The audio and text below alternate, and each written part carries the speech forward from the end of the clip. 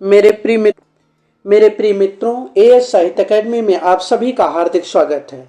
आइए हम शुरू करते हैं नई प्रश्नोत्तरी, जिसका प्रश्नोत्तर नंबर जो है एक सर्वप्रथम हम देखेंगे। और आपके प्रश्नोत्तरी में जो मोस्ट इम्पॉर्टेंट क्वेश्चन है उनको लिया जाता है और परीक्षा में आए हुए प्रश्नों को भी लिया जाता है, क्योंकि मैक्सिमम आप देखेंगे 2021 वाला अगर छोड़ दिया जाए तो उसके पहले आप मैक्सिमम देखेंगे परीक्षा में जो पहले क्वेश्चन पूछे जाते हैं, चाहे आपके यूपी टीजीटी पीजीटी में हो, चाहे हायर डिग्री कॉलेज में हो, या मध्य प्रदेश का टीजीटी पीजीटी हो, या बिहार टीजीटी पीजीटी हो, या झारखंड टीजीटी पीजीटी हो, यही सब, या अदर स्टेट राजस्थान के हों, दिल्ली के हों, जो है ज़्यादातर क्वेश्चन अदर राज्यों में आए हुए क्वेश्चनों को ही रिपीट किया जाता है।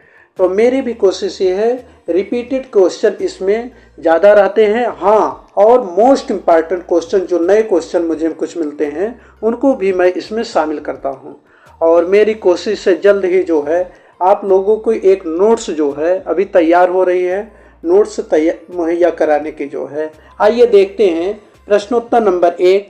आचार्य रामचंद्र शुक्ल के अनुसार भक्ति काल की समय सीमा क्या है? तो आचार्य रामचंद्र शुक्ल ने कालों का विभाजन जो है विक्रमी संवत में किया है, जिसमें इन्होंने कालों को 4 भागों में विभाजित किया है। सभी कालों को कितने भाग में विभाजित किया है? 4 भागों में विभाजित किया है, जिसमें आदिकाल या वीरगाथा काल, इसमें आदिकाल या वीरगाथा काल का समय, आदिकाल या वीरगाथा काल, या वीरगाथा काल, आदिकाल या वीरगाथा काल का समय इन्होंने रखा था संवत 1050 से लेकर 1375 विक्रमी तक। संवत 1050 से लेकर 1375 विक्रमी तक आदिकाल का समय था। उसके बाद दूसरे नंबर पर पूर्व मध्यकाल, भक्तिकाल को और किस नाम से जाना जाता है? पूर्व मध्यकाल। पूर्व भक्तिकाल को पूर्व मध्यकाल भी कहा जाता है। भक्तिकाल को क्या कहा जाता है? पूर्व मध्यकाल। पूर्व मध्यकाल। और इसका समय था विक्रमी संवत 1375 से 1375 विक्रमी से 1700 विक्रमी तक था, 1375 से।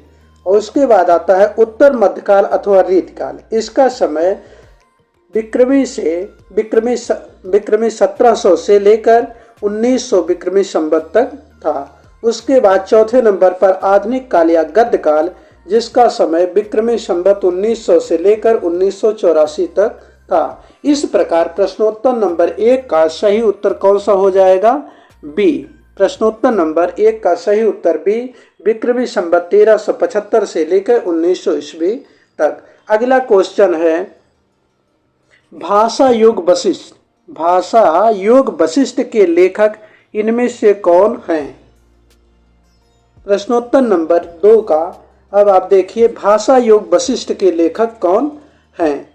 तो भाषा योग वशिष्ठ के लेखक जो है राम प्रसाद निरंजनी जी है। अर्थात प्रश्नोत्तर नंबर 2 का सही उत्तर क्या हो जाएगा? ए। और राजा शिव प्रसाद सितारे हिंद की एक रचना थी राजा भोज का सपना। राजा भोज का सपना। राजा भोज का सपना। भारतेंद्र बाबू हरिश्चंद्र की एक रचना थी कृष्ण चरित।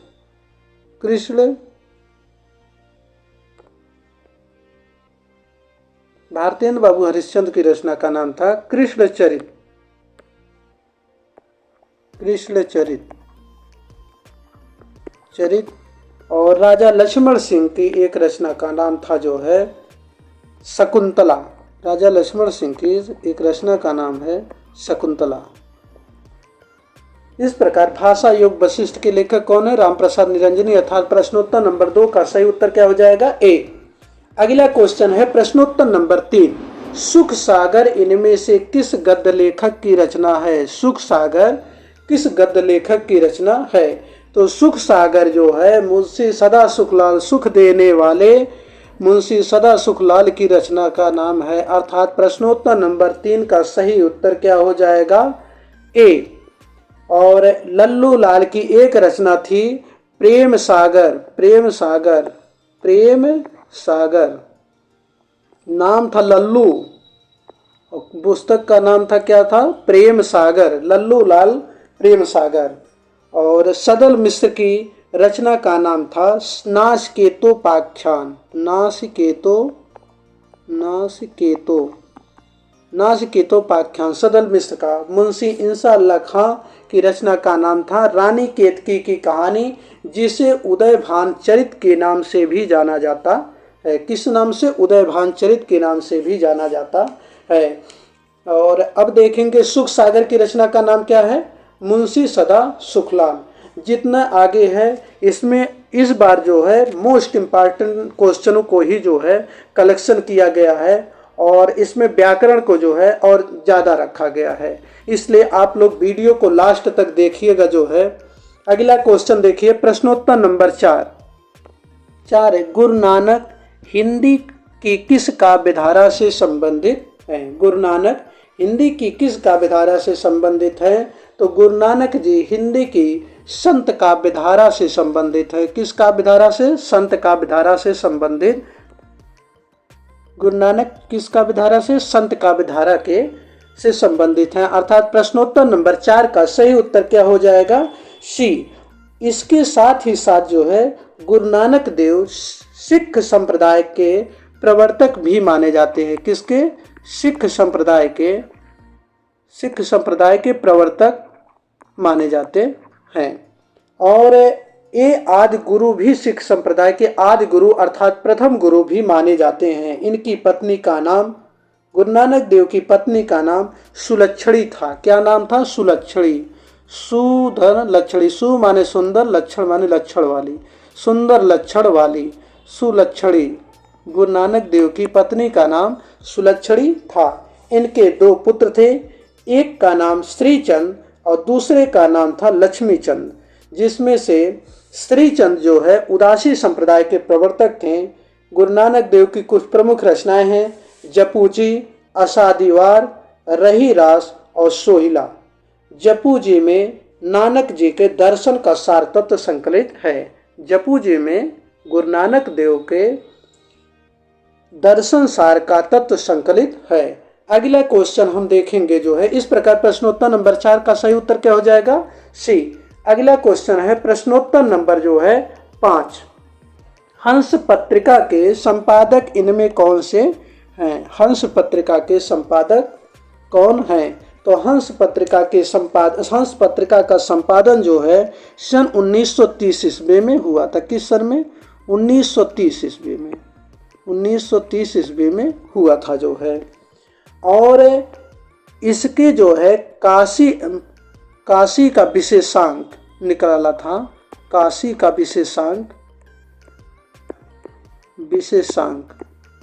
काशी का एक विशेषांक निकला था सन 1933 ईस्वी में। मुंशी प्रेमचंद जी ने निकाला था, जो अत्यंत प्रसिद्ध है। काशी का विशेषांक जो है किसने निकाला था? मुंशी प्रेमचंद जी ने निकाला था। किस सन में निकाला था? 1933 ईस्वी में निकाला था। किस पत्रिका में निकला था? हंस पत्रिका में। इस प्रकार से हंस पत्रिका के संपादक कौन हो गए? मुंशी प्रेमचंद जी। अगला क्वेश्चन है प्रश्नोत्तर नंबर 6, झांसी जालौन किस बोली का क्षेत्र है?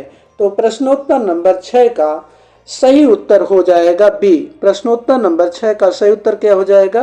बी। झांसी जालौन बुंदेली बोली का क्षेत्र है। अब अगला क्वेश्चन हम देखेंगे प्रश्नोत्तर नंबर 7 हम देखेंगे। देखिए, चिंतामणि के रचनाकार कौन है? चिंतामणि निबंध के रचनाकार कौन है? चिंतामणि निबंध कहिए या चिंतामणि के रचनाकार कौन है? तो सर्वप्रथम ये देखेंगे, चिंतामणि कई भागों में प्रकाशित हुआ था। कई भागों अर्थात चिंतामणि जो है 4 भागों में प्रकाशित हुआ था। कितने भागों में? 4 भागों में। 4 भागों में प्रकाशित हुआ था, जिसमें से प्रथम भाग रामचंद्र शुक्ल ने इसका संपादन किया था। और रामचंद्र शुक्ल ने इसका संपादन किया था अर्थात चिंतामणि के रचना कौन कौन है? रामचंद्र शुक्ल। अर्थात प्रश्नोत्तर नंबर 7 का सही उत्तर क्या हो जाएगा? ए। अब देखिए, रामचंद्र शुक्ल ने चिंतामणि के प्रथम भाग का संपादन 1939 में किया था, 1939 ईस्वी में किया था। और इसमें जो है, इस ग्रंथ में सब मिला के टोटली जो है 17 निबंध जो है संकलित हैं। चिंतामणि भाग 1 में कितने निबंध संकलित हैं? 17 निबंध संकलित हैं। और चिंतामणि भाग 2 का संपादन विश्वनाथ प्रसाद मिश्र जी ने सन 1945 ईस्वी में किया था, जिसमें 3 निबंध संकलित है। चिंतामणि भाग 2 में 3 निबंध संकलित है। नंबर 1 पर है काव्य में प्रकृति दृश्य, नंबर 2 काव्य में रहस्यवाद, नंबर 3 है काव्य में अभिव्यंजनावाद। और चिंतामणि भाग 3 जिसका प्रकाशन सन 1983 ईस्वी में नामवर सिंह ने किया था, 1983 ईस्वी में। तथा चिंतामणि भाग 4 का प्रकाशन जो है 2002 ईस्वी में हुआ था, जिसके संपादक कुसुम चतुर्वेदी एवं ओम प्रकाश सिंह जी थे। चिंतामणि भाग 1 जो है, अब इसके साथ साथ ये हम देख लें, चिंतामणि भाग 1 जिसका संपादन रामचंद्र शुक्ल ने सन 1939 ईस्वी में किया था। इसका सर्वप्रथम नाम विचार वीथी नाम से 1930 ईस्वी में प्रकाशित हुआ था। 1930 ईस्वी में विचार वीथी नाम से प्रकाशित हुआ था। विचार वीथी नाम से प्रकाशित हुआ था। और उसके बाद यही जो है 1939 ईस्वी में चिंतामणि भाग 1 के नाम से प्रकाशित हुआ है। अब अगला क्वेश्चन हम देखेंगे। इस प्रकार 7 का सही उत्तर क्या हो जाएगा? ए। अगला हम क्वेश्चन देखेंगे, प्रेमचंद के उस उपन्यास का नाम बताइए जिसमें किसानों की समस्याओं का निरूपण किया गया है। तो प्रेमचंद का प्रश्नोत्तर नंबर 8 का सही उत्तर हो जाएगा गबन। कौन सा? गबन, जिसका प्रकाशन 1936 ईस्वी में हुआ था, 1936 ईस्वी में हुआ था। इस उपन्यास में किसानों की समस्याओं का मुख्य रूप से निरूपण किया गया है। और इसका नायक कौन है? होरी, जो किसान की दारुण महागाथा का चित्रण मिलता है। होरी में किसान की दारुण महागाथा का चित्रण मिलता है। इस प्रकार प्रश्नोत्तर नंबर 8 का कौन सा उत्तर सही हो जाएगा? Option A. अब अगला क्वेश्चन है प्रश्नोत्तर नंबर 9, बघेली बोली किस वर्ग के अंतर्गत आती है? प्रश्नोत्तर नंबर 9 देखिए, इसका सही उत्तर हो जाएगा प्रश्नोत्तर नंबर 9 का बी, अवधी बघेली छत्तीसगढ़ी। यह पूर्वी हिंदी के अंतर्गत आते हैं। किसके अंतर्गत? पूर्वी हिंदी के अंतर्गत। अवधी बघेली छत्तीसगढ़ी। और बघेली का जिसमें क्षेत्र है रीवा, जबलपुर, मंडला और मिर्जापुर, ये बघेली बोली के क्षेत्र हैं। अब अगला क्वेश्चन जो है हम देखेंगे प्रश्नोत्तर नंबर 10। आइए 10 देखें, आंसू किस कवि की कृति है? अब आंसू जो है हम प्रैक्टिस सेट कराए हैं, ये दूसरी तीसरी बार आ रहा है। आंसू मोस्ट इम्पॉर्टेंट है, कई बार रिपीट हो चुका है और कई लगभग जो है हर जगह जो है, इस बार नहीं पूछा तो अगले साल से और है पूछ देता है। और देखिए अब जो है आंसू किस कवि की कृति है? तो आंसू किस सन में प्रकाशित हुआ ये हम देखेंगे। तो आंसू सन 1925 ईस्वी में प्रकाशित हुआ था। किस सन में प्रकाशित हुआ था? 1925 ईस्वी में प्रकाशित हुआ था। इसे जो है हिंदी का मेघदूत भी कहा जाता है। इसे हिंदी का मेघदूत कहा जाता है। इसे विरह काव्य भी कहा जाता है। और यह 133 छंदों में लिखा गया है। 133 छंदों में लिखित है। 133 छंदों में लिखा गया है। इस प्रकार और आंसू का किस कवि की कृति है? जयशंकर प्रसाद की है, जो किस युग के कवि थे? छायावाद के प्रवर्तक माने जाते हैं। इस प्रकार प्रश्नोत्तर नंबर 10 का सही उत्तर क्या हो जाएगा? सी। अब अगला क्वेश्चन है प्रश्नोत्तर नंबर 11। प्रश्नोत्तर नंबर 11 में हम देखेंगे जो है कुरुक्षेत्र नामक काव्य ग्रंथ के रचयिता कौन है? कुरुक्षेत्र नामक काव्य ग्रंथ के रचयिता कौन है? तो कुरुक्षेत्र काव्य ग्रंथ के रचयिता रामधारी सिंह दिनकर जी हैं। कौन है? रामधारी सिंह दिनकर जी हैं।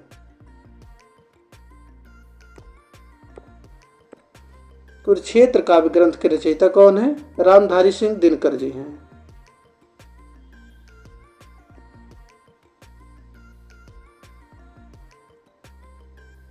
अर्थात 11 का सही उत्तर क्या हो जाएगा? सी। 11 का सही उत्तर क्या हो जाएगा? सी हो जाएगा। रामधारी सिंह दिनकर कुरुक्षेत्र नामक काव्य ग्रंथ के रचयिता रामधारी सिंह दिनकर हैं। यामा जो है महादेवी वर्मा की रचना थी। यामा निहार रस नीरजा शांत गीत यामा, यह इनके निहार रस नीरजा और शांत गीत का संकलन है। यामा जिसका प्रकाशन जो है किस सन में हुआ था? 1940 ईस्वी में। यामा का प्रकाशन 1940 ईस्वी में। और जयशंकर प्रसाद की एक काव्यकृत थी कामायनी, जिसका प्रकाशन 1935 ईस्वी में लिखा गया था। कामायनी एक महाकाव्य है जो तांडव छंद में लिखा गया था और इसमें 15 सर्ग हैं। चिंता, आशा, श्रद्धा, काम, वासना, लज्जा, कर्म, ईर्ष्या, इड़ा, स्वप्न, संघर्ष, निर्वेद। यह कामायनी के 15 सर्ग है, जिसमें प्रतीक के रूप में मनु को मन का प्रतीक कहा गया है, श्रद्धा को हृदय का प्रतीक कहा गया है, ईड़ा को बुद्धि का प्रतीक कहा गया है और कुमार को मानव का प्रतीक कहा गया है। जिसमें शांति प्रिय द्विवेदी ने कामायनी को छायावाद का उपनिषद कहा तथा जयशंकर प्रसाद स्वयं प्रेम और सौंदर्य के कवि माने जाते हैं। इस प्रकार हम देखेंगे प्रश्नोत्तर नंबर 11 का सही उत्तर क्या हो जाएगा? सी अर्थात रामधारी सिंह दिनकर। अब अगला देखेंगे प्रश्नोत्तर नंबर 12। प्रश्नोत्तर नंबर 12 देखिए, प्रगतिवादी काव्य की समय सीमा है। तो प्रगतिवादी काव्य की समय सीमा, इसका सही उत्तर हो जाएगा प्रश्नोत्तर नंबर 12 का बी अर्थात 1936 ईस्वी से लेकर 1943 ईस्वी। प्रगतिवाद के बाद कौन सा आता है? प्रयोगवाद के प्रवर्तक कौन माने जाते हैं? अग्गे। अगला क्वेश्चन देखिए प्रश्नोत्तर नंबर 13। नेत्रेणः काढ़ा में कौन सा विभक्ति होगी? नेत्रेणः काढ़ा में अर्थात जिसका कोई अंग अगर विकलांग हो, अगर किसी का कोई अंग जो है ना हो, अनुपस्थित हो, तो वहां पे तृतीया विभक्त होती है। अंगों के विकार में तृतीया विभक्त होती है। क्या होता है? तृतीया विभक्त। अर्थात प्रश्नोत्तर नंबर 13 का सही उत्तर क्या हो जाएगा? बी। अंगों के विकार में हमेशा तृतीया विभक्त लगती है। अब अगला क्वेश्चन हम देखेंगे प्रश्नोत्तर नंबर 14।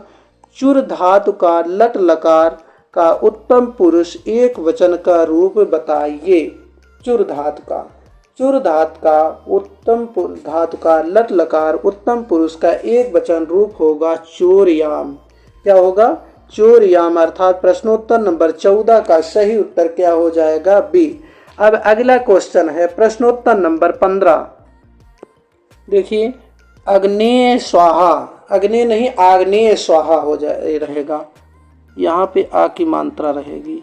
आग्नेय स्वाहा। नमः स्वस्ति स्वाहा स्वधा अलम वशक में हमेशा चतुर्थी विभक्त लगती है। नमः स्वस्ति स्वाहा स्वधा अलम वशक में कौन सी विभक्त लगेगी? चतुर्थी विभक्त लगती है। अर्थात प्रश्नोत्तर नंबर 15 का सही उत्तर क्या हो जाएगा? सी। अब अगला क्वेश्चन है प्रश्नोत्तर नंबर 16। राज्ञः पुरुषः में विभक्ति बताइए। तो राज्ञः पुरुषः में जो है राज्ञः पुरुषः में खष्टी विभक्त हो जाएगा। कौन सा हो जाएगा? खष्टी विभक्त हो जाएगा। अर्थात प्रश्नोत्तर नंबर 16 का सही उत्तर क्या हो जाएगा? ए। अब अगला क्वेश्चन है प्रश्नोत्तर नंबर 17। निधात लोट लकार उत्तम पुरुष एक वचन का रूप होगा। निधात उत्तम पुरुष लोट लकार एक वचन का रूप क्या हो जाएगा?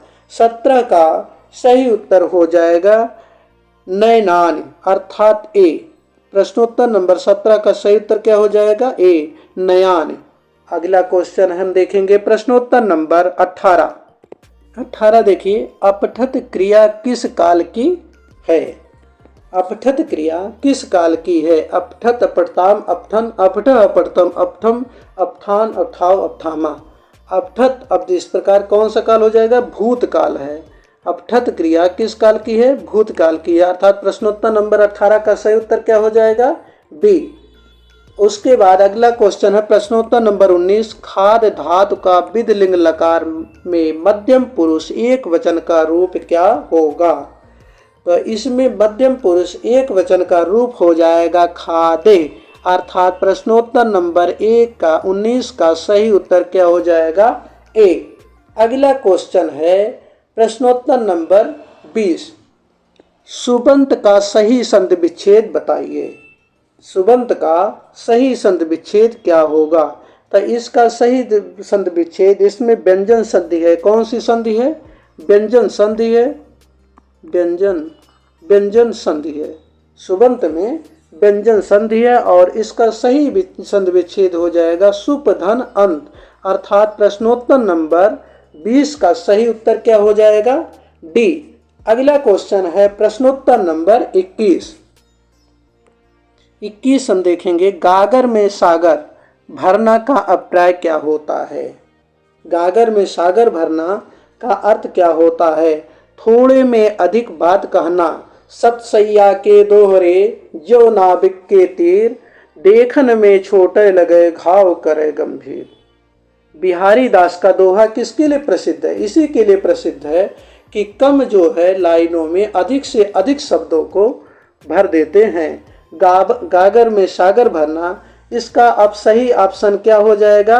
डी, अर्थात बहुत बात कहना, थोड़े में अधिक बात, थोड़े में अधिक कहना। सॉरी, डी नहीं होगा।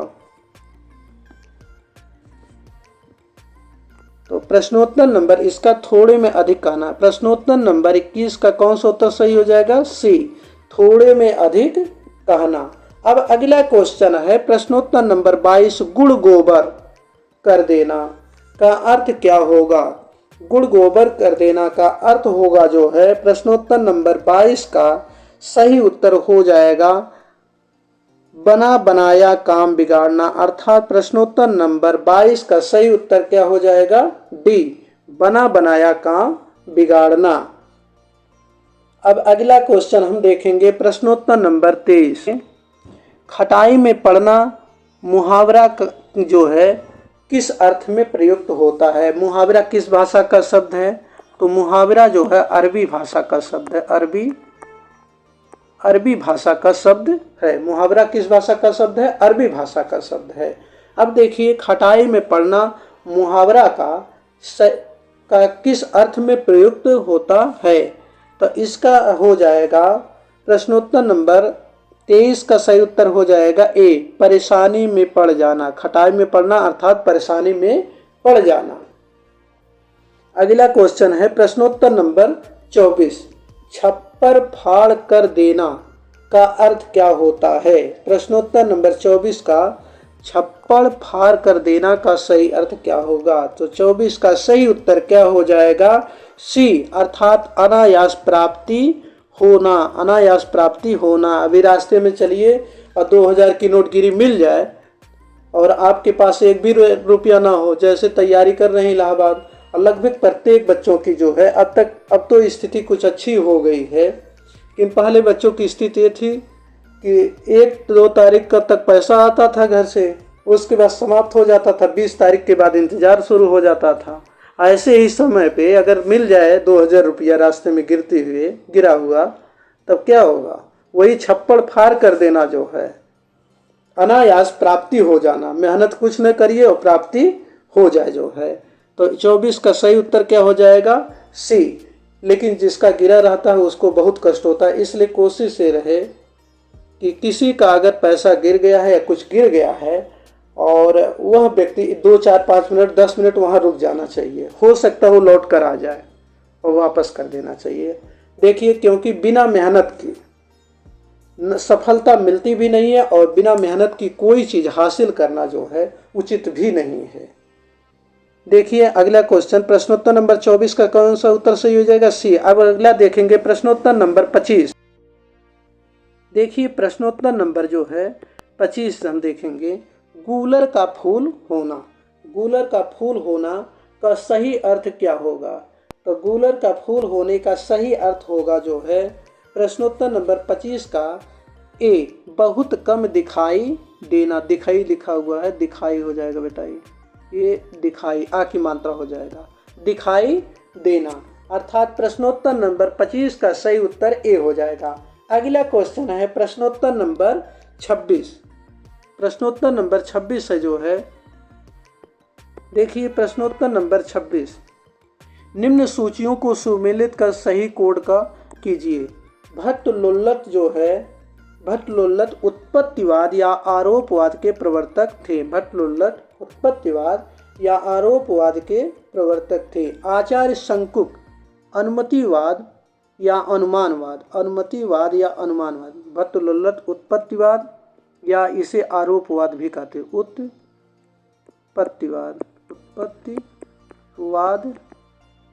उत्पत्तिवाद या आरोपवाद। आचार्य शंकुक अनुमतिवाद या अनुमानवाद,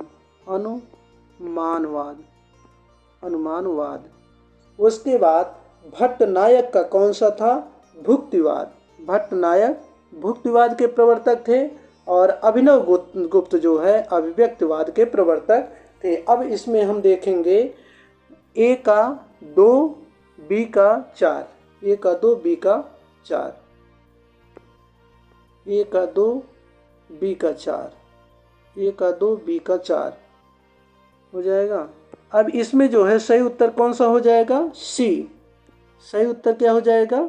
सी उत्तर सही हो जाएगा, क्योंकि इसमें देखिए है भट्टलोल्लत का क्या है? आरोपवाद। भट्टलोल्लत का भट्टलोल्लत, ये ऑप्शन, हाँ, भट्टलोल्लत का जो है सही हो जाएगा आरोपवाद भट्टलोल्लत का। आचार्य शंकुक का अनुमतिवाद या अनुमानवाद जो है, भट्टनायक का भुक्तिवाद और अभिनव गुप्त का जो है अभिव्यक्तिवाद। तो प्रश्नोत्तर नंबर 26 का सही उत्तर क्या हो जाएगा? सी। अब अगला क्वेश्चन हम देखेंगे प्रश्नोत्तर नंबर 27। देखिए प्रश्नोत्तर नंबर 29 का जो है, प्रश्नोत्तर नंबर 29 देखेंगे, सरस्वती कंठाभरण के रचयिता कौन है? तो सरस्वती कंठाभरण के रचयिता भोजराज जी हैं। अर्थात प्रश्नोत्तर नंबर 29 का सही उत्तर क्या हो जाएगा?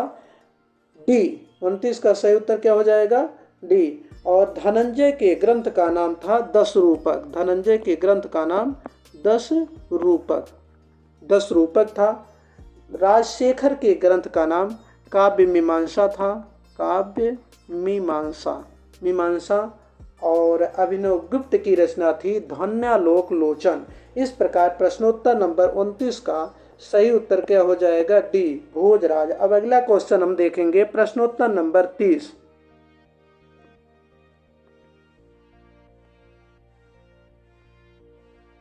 देखिए प्रश्नोत्तर नंबर 30 हम देखेंगे,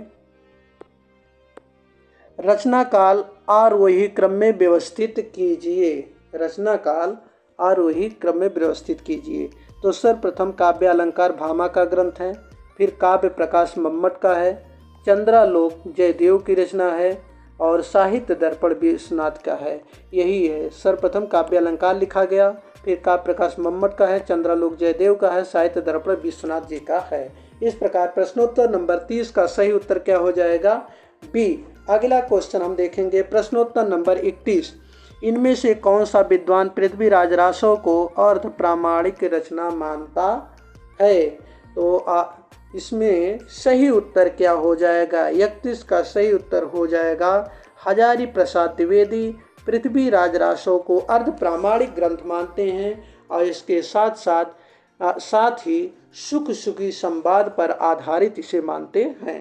पृथ्वीराज रासो को किस पर आधारित मानते हैं? सुख सुखी संवाद पर आधारित मानते हैं। अब अगला क्वेश्चन हम देखेंगे प्रश्नोत्तर नंबर 32।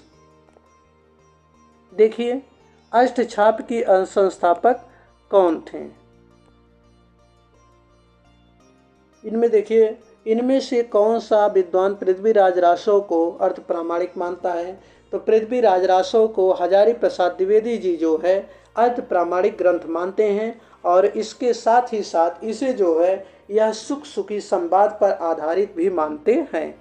किस पर आधारित? सुख सुखी संवाद पर आधारित मानते हैं। अगला क्वेश्चन हम देखेंगे प्रश्नोत्तर नंबर 32, अष्टछाप के संस्थापक का नाम बताइए। तो अष्टछाप के संस्थापक वल्लभाचार्य के पुत्र गोस्वामी विट्ठलनाथ जी थे। कौन थे?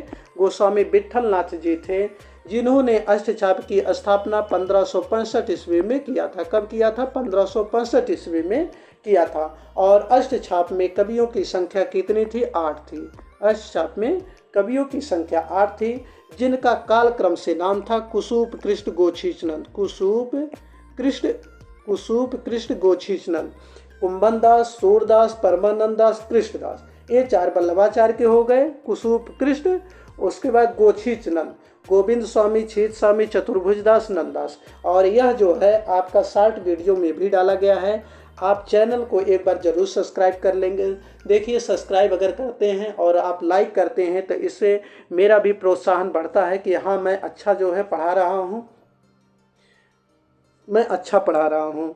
और अच्छा जब आप करते रहते हैं, सब्सक्राइब करते हैं और बीच बीच में शेयर भी कर दिया करिए, क्योंकि जब व्यक्ति प्रोत्साहित होता है तो और अच्छे ढंग से पढ़ाने की कोशिश करता है।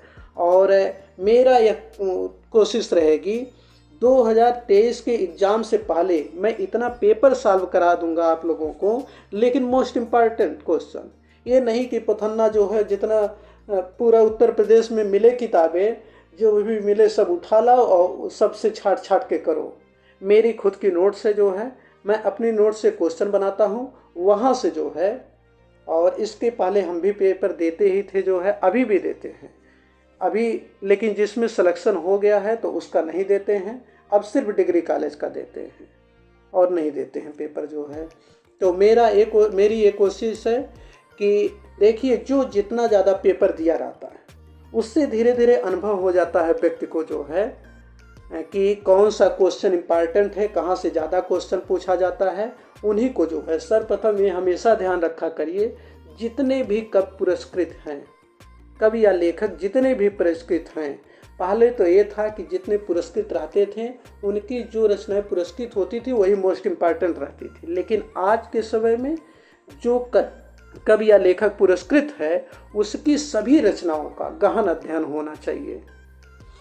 और कुछ तो ऐसे लोग हैं, टोटल जितना पाते हैं उठा के रख देते हैं। आप ये बताइए, अगर हमको जो है टोटली हर किताबों 20 किताबों का उठा के एक एक लाइन आप हमको पढ़ाइए जो है, तो उससे अच्छा हम अपना नहीं पढ़ लेंगे। उसको जो है उसका कलेक्शन करके मोस्ट इम्पॉर्टेंट पढ़ाइए। उसके साथ ही साथ जहाँ ये उम्मीद रहे कि ये भी क्वेश्चन आने की संभावना, तो उसको भी डालना चाहिए, ये कोशिश रहना चाहिए। अब अगला देखेंगे हम प्रश्नोत्तर नंबर 33। देखिए 33, कबीर के गुरु का नाम क्या था? तो कबीर के गुरु का नाम अनंतानंद, कबीर सुखा, सुरसुरा, पद्मावत नरिहर, पीपा भावानंद रैदास के घरिहर। तो ये जो है टोटली रामानंद के शिष्य थे। ये टोटली कौन थे? रामानंद जी के शिष्य थे। और कबीरदास के गुरु का नाम क्या था? रामानंद जी भी था। अब अगला क्वेश्चन हम देखेंगे प्रश्नोत्तर नंबर 34, सखी संप्रदाय के प्रवर्तक का नाम बताइए। तो सखी संप्रदाय के प्रवर्तक का नाम अर्थात सही उत्तर इसमें हो जाएगा 34 का सी अर्थात स्वामी हरिदास। 34 का सी अर्थात स्वामी हरिदास। अब अगला क्वेश्चन है प्रश्नोत्तर नंबर 35, वार्ता ग्रंथों के रचनाकार का नाम है। वार्ता ग्रंथों के रचनाकार का नाम है। प्रश्नोत्तर नंबर 35, तो वार्ता ग्रंथ जो है 2 ग्रंथ थे, 84 वैष्णवन की वार्ता, 200 वैष्णवन की वार्ता। ये वार्ता ग्रंथ के नाम से प्रसिद्ध हैं। अगर यह पूछ दे वार्ता ग्रंथ के रूप में कौन कौन सी रचनाएं प्रसिद्ध हैं, तो 2 रचनाएं 84 वैष्णवन की वार्ता और 252 वैष्णवन की वार्ता, ये जो है वार्ता ग्रंथ के रूप में प्रसिद्ध हैं। और इसके लेखक का नाम है गोकुल नाथ जी। अर्थात प्रश्नोत्तर नंबर 35 का सही उत्तर क्या हो जाएगा? सी, गोकुलनाथ। और गोकुलनाथ कौन थे? विट्ठलनाथ के पुत्र थे। कौन थे? विट्ठलनाथ के पुत्र थे। अब विट्ठलनाथ किसके पुत्र थे? वल्लभाचार्य के पुत्र थे। इनके पिता का नाम क्या था? वल्लभाचार्य।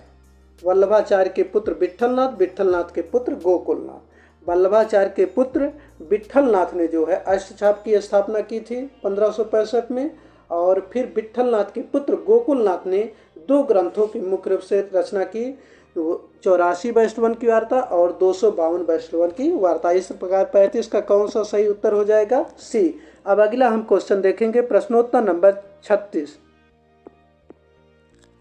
36 देखिए, इनमें से विट्ठलनाथ का शिष्य कौन है?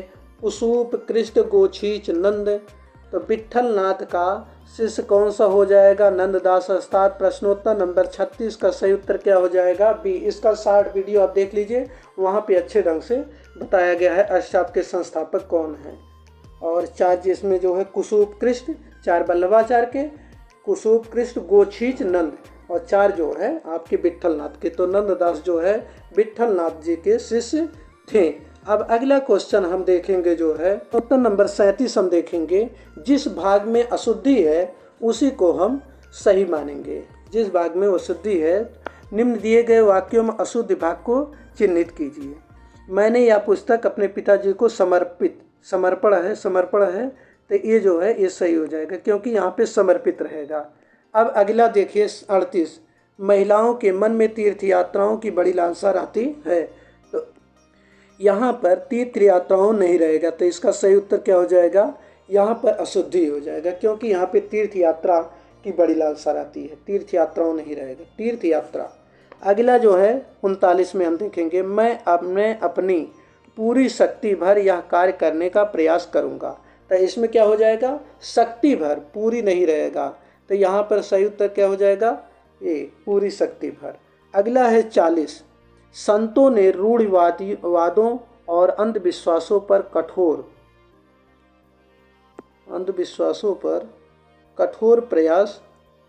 प्रहार किए। तो इसमें कौन सा हो जाएगा? संतों ने रूढ़वादों और अंधविश्वासों, रूढ़वादों नहीं, रूढ़वादियों पर या रूढ़वाद पर। जो इसमें सही उत्तर क्या हो जाएगा? ए, बी। अब अगला क्वेश्चन हम देखेंगे, प्रश्नोत्तर नंबर 41। अभी आपका 40 क्वेश्चन तक हो गया है। अब अगला क्वेश्चन प्रश्नोत्तर नंबर 41 से लेकर आगे तक जो है अगले भाग में प्रश्नोत्तरी कराई जाएगी। आप सभी को जो है मित्रों को बहुत बहुत धन्यवाद जो है पूरा वीडियो देखने के लिए।